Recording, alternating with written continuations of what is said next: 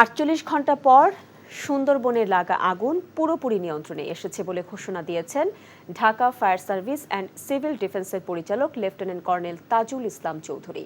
অগ্নিকাণ্ডস্থল সুন্দরবনের আমর বুনিয়া এলাকা পরিদর্শন শেষে এ ঘোষণা দেন তিনি। সবার সহায়তায় আগুন নিয়ন্ত্রণে আনা সম্ভব হয়েছে বলে তিনি জানিয়েছেন। তবে আগামী 2 দিন অগ্নিকাণ্ডস্থলে নজর রাখা হবে ও বন বিভাগের টিম সেখানে পানি ছিটানো অব্যাহত রাখবে বলেও তিনি জানান।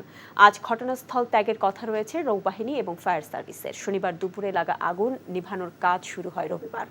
আগুন ছড়িয়ে পড়েছিল বনের 5 একর এলাকা জুড়ে। আগুন লাগার কারণ অনুসন্ধানে 7 সদস্য বিশিষ্ট তদন্ত কমিটি গঠন করা হয়েছে।